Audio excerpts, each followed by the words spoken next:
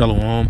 First and foremost, I'm going to start off by giving all praises, glory, and honor to Yahweh, Bahasham, Yahweh Shai, Bahasham, Rakakadash. Double honors to the elders and the apostles of Great Millstone who rule well.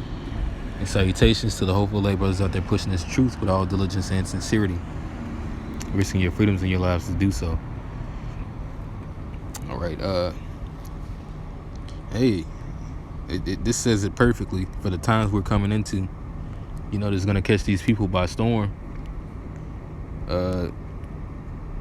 People be like, next year is going to be my year, and then they die living today. Now, I'm not pushing whatever YOLO spirit this person was. I mean, maybe they weren't in it, but I agree as to what they're saying, you know, especially when it comes to repentance. And it says, put not off from day to day. But you don't know how things are going to be in the next day or even in the next hour, man. You can only hope. You know, but you know, this is a perfect representation in the that reflects in the scriptures of what we're not supposed to do, because it's a time that's coming where, you know, first off, the Lord is so cold, he actually used Esau to give trigger warnings, man. You know, even though it says in the scriptures, you know, these prophecies they shall fail, and charity edifies. Charity stands above all. You know, it's been plenty of prophecies that people have come out and said that this is gonna happen, that's gonna happen. You know, so people don't understand that. You know, they use that as a guard to deflect what's true. That eventually a time is gonna come that you're not gonna see coming, but mentally you have to be prepared for it, which is in 1 Thessalonians chapter 5.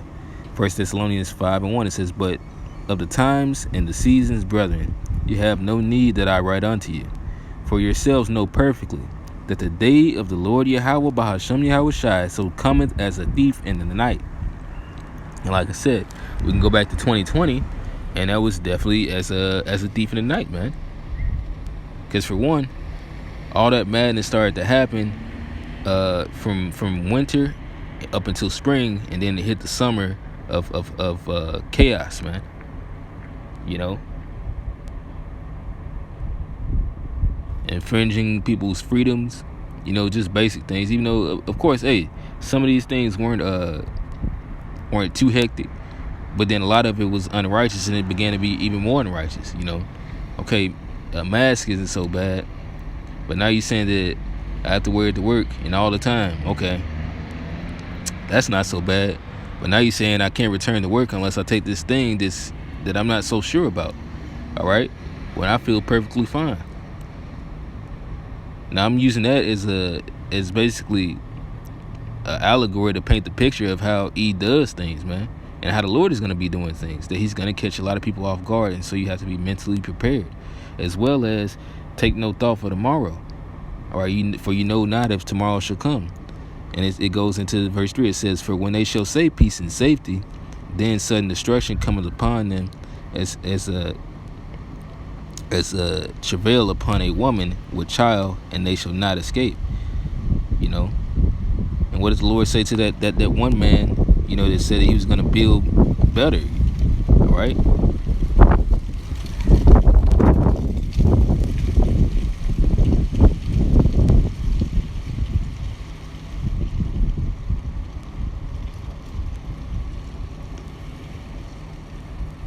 This is Luke chapter 12,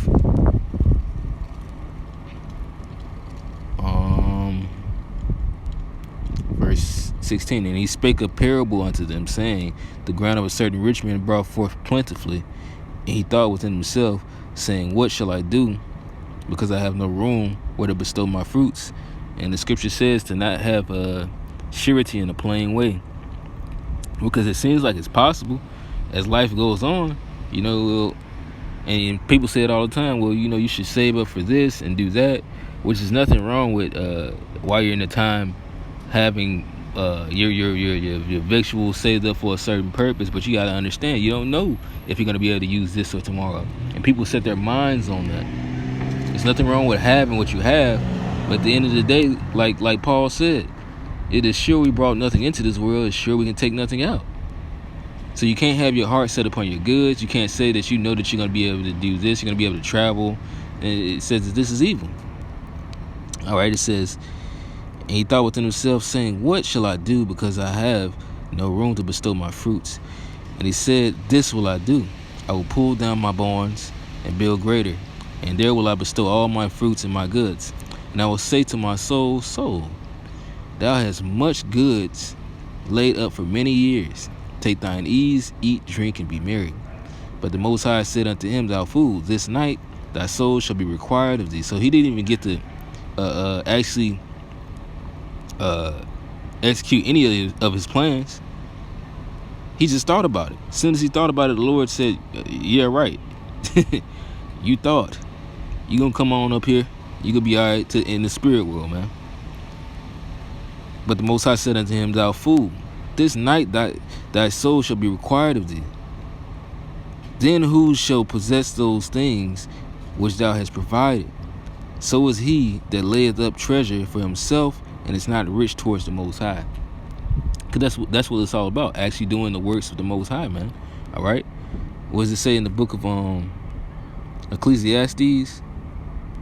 That this is the whole duty of man. This is Ecclesiastes chapter 12, verse 13. It says, let us hear the conclusion of the whole matter. Fear the Most High and keep his commandments, for this is the whole duty of man.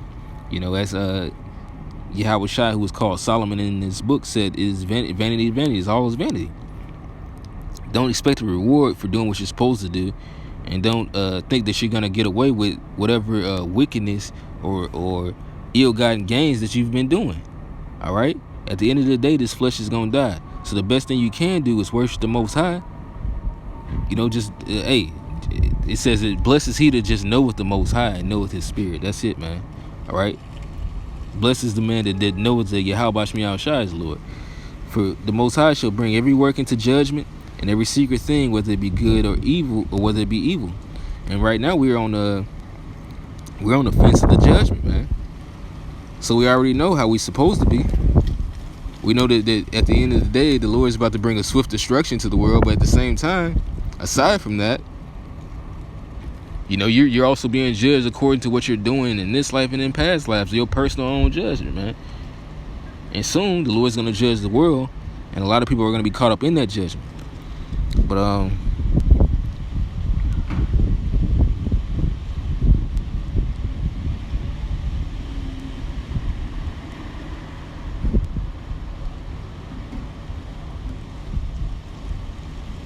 yeah, this is Jeremiah 9:23. It says, thus saith the Lord Yahweh, let not the wise man glory in his wisdom. Because right, that's vanity, right?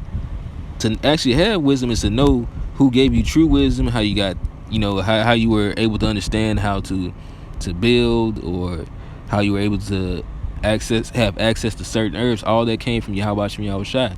That's why it says the beginning of wisdom is fear, and then it moves on to love, wisdom, and faith. But it says, let not the wise man glory in his wisdom, neither the mighty man glory in his might, because the Lord can take your might from you. Likewise, he can take wisdom and sense. Let not the rich man glory in his riches.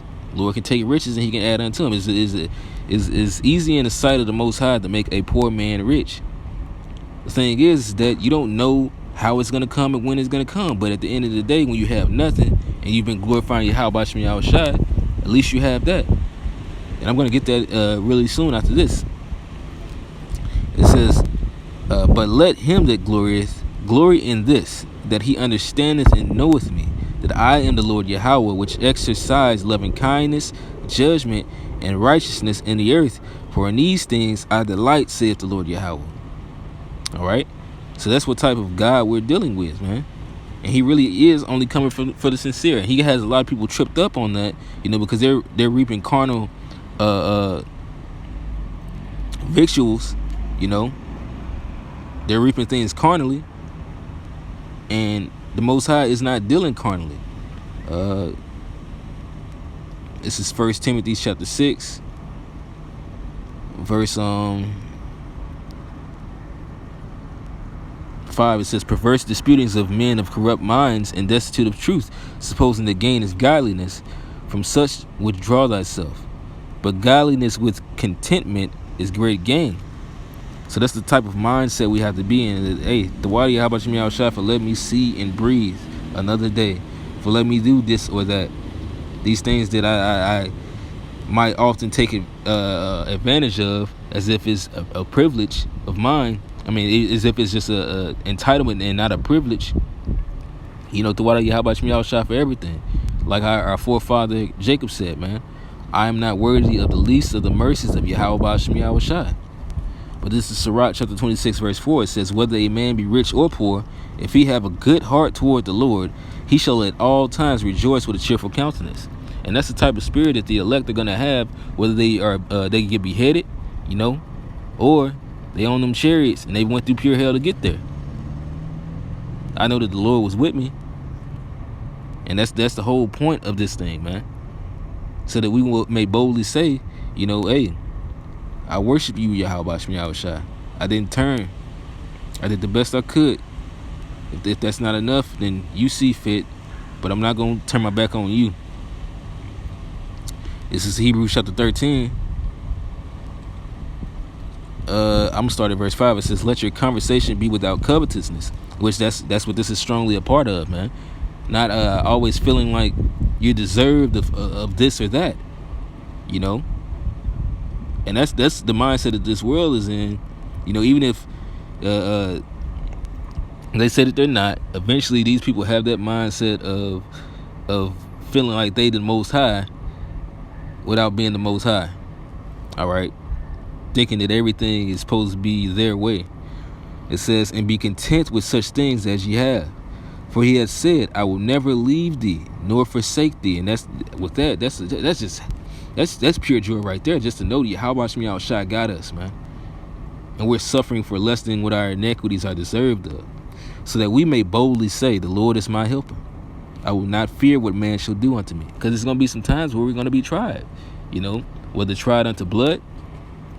All right. Because we haven't been tried unto blood yet. Not many of us. All right. You know, not in this lifetime anyway. But the Lord is he's gonna try us, you know, with what's coming. And I didn't get to put it in on my last video, so I'm gonna put it in with this one, man. Because this is the next thing that's coming right after. You know, they keep on trying to stab and jab you in the head with taking their medicines. You know, I'm trying to switch up the lingo because they came after me in my last video, and I had to upload it where only brothers can see right now. But this is Revelation chapter 2.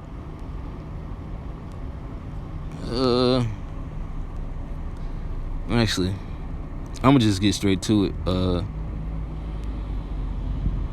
I'm gonna get it in 3 and 10. I wanted to get the one with the jailing, but this is mainly what I'm going to go into. Revelations 3 and 10. It says, because thou hast kept the word of my patience, I will keep thee. It's like I also will keep thee from the hour of temptation, which shall come upon all the world to try them that dwell therein. And that's the reason why the Lord has had us going through pure hell. You know, but it's not. I'm not even gonna say pure hell because it's, you know, it's not been pure hell. It's not been us after calamity after calamity. Even if we go through calamities, the Lord gives us joy. Even with Yahweh Shai, He did that. He said after they said Yahweh Shai was in heaviness, it said that the angels came and ministered unto him, so they brought him back up. You know, one of the reasons why we're even in this truth is not only to break someone down of their pride, you know, or to break ourselves down of our pride, but to be built back up through the Spirit. All right. So the Lord gives us that balance. Like, yeah, see, this is what happens when you go off. But at the end of the day, if you continue to do right, you're going to have, you feel this joy, you're going to have plenty of that. And that joy is something that you're going to have in me. Because this world will not supply you with that.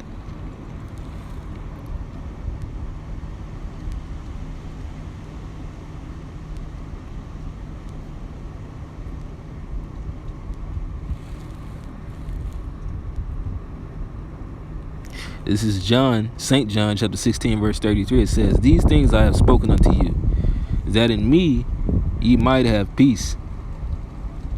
In the world ye shall have tribulation, but be of good cheer.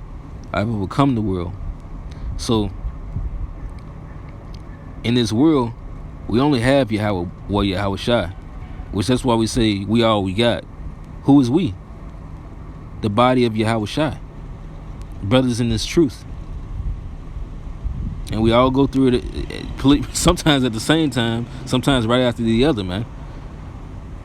Sometimes same trial, this trial could be a little bit heavier on one brother with one thing, whether it's a bodily affliction, you know, your woman's acting up, financial issues, all right? The law is just coming down on you, family members turning against you, all right? Demons afflicting you. We deal with that.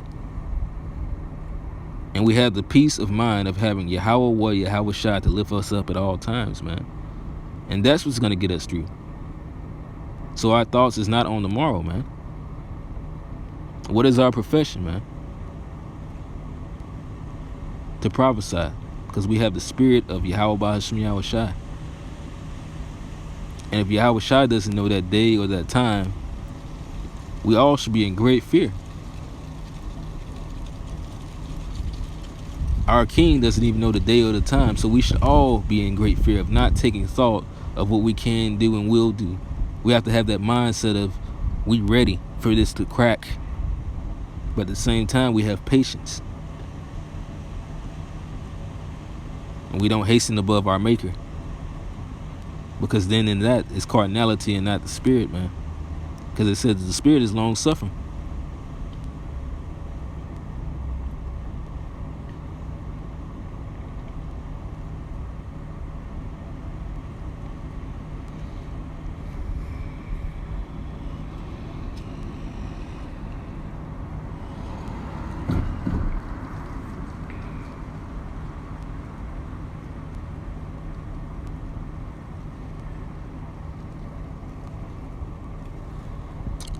This is Zephaniah chapter 3 verse 8. It says, "Therefore wait ye upon me, saith the Lord." Actually, I'm going to start at verse 7. This is Zephaniah 3 and 7. "I said, surely thou wilt fear me, thou wilt receive instruction, so their dwelling should not be cut off.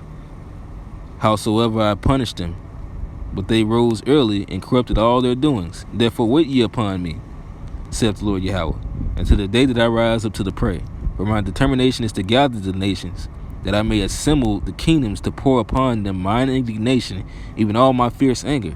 For all the earth shall be devoured with the fire of my jealousy."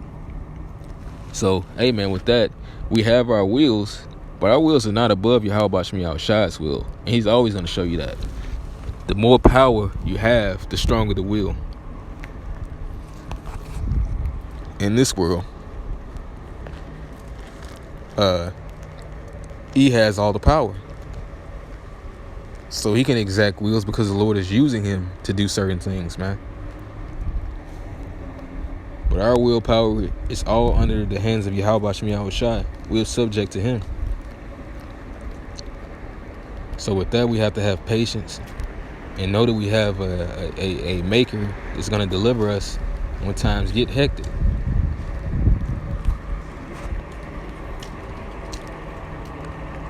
We have a helper. So this is about to take the world by storm anonymously, whenever it may happen, but we have a helper. Brothers in this truth, we have a helper. So with that, I'm going to say shalom, shalom. Kwam Yasharala.